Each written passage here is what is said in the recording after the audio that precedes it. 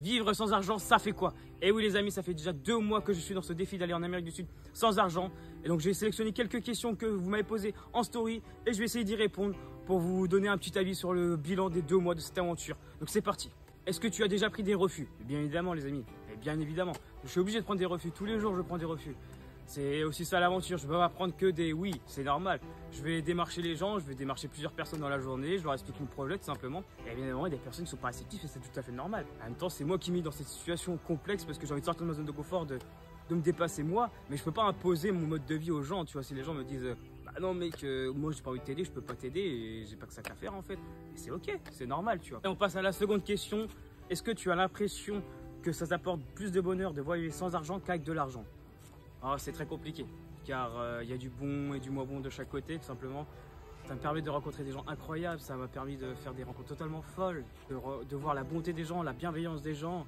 Car quand il n'y a aucun intérêt, c'est simplement l'humain qui parle. Ça donne même foi à l'humanité de voir tant de choses, tant d'aides que j'ai pu recevoir ces derniers temps.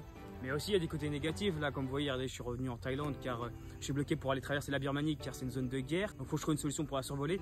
Heureusement je suis en train de boucler un projet sur lequel je travaille depuis plusieurs mois. Donc grâce à ce projet normalement que je devrais vous partager très prochainement, permettrait normalement de pouvoir survoler cette aventure. Donc restez connectés car c'est un projet, je pense que vous allez énormément kiffer car je reçois beaucoup de DM en rapport avec le projet que je suis en train de faire. Donc je pense que ça devrait vous aider vous aussi. Là par exemple j'ai envie de te dire en ce moment c'est pas compliqué du tout. Je suis chez Yannick, je fais du volontariat, je travaille 2-3 heures par jour, c'est tranquille. Enfin, il me nourrit, il me loge, juste en échange de 2-3 heures de travail. Après, je suis tranquille, je suis dans la forêt, je chill, tu vois. Mais ce qui est compliqué, c'est quand on prend la route, quand on fait du stop, on doit se nourrir tous les jours, on doit se loger tous les jours. Quand on enchaîne ça sur 2 semaines à la suite, c'est très épuisant pour le corps, même mentalement. Il faut une très grosse force de résilience pour pas lâcher, car des fois, tu te dis, bon, waouh. Mais en fait, t'as pas le choix, parce que en fait, c'est la survie. Si tu te bats pas pour manger, bah, au bout de 2-3 jours, tu vas être dans le mal, en fait. Donc, t'as pas le choix de te battre. Regardez, prochainement, je vais reprendre la route.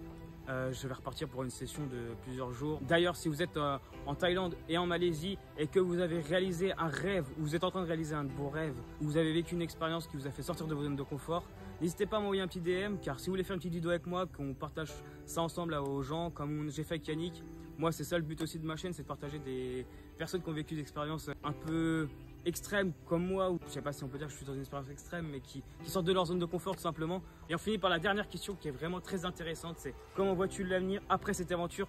Te vois-tu revenir dans le système? Comme je vous ai déjà dit les amis, moi c'est un défi que je me donne sur un court terme, je compte pas vivre comme ça toute ma vie.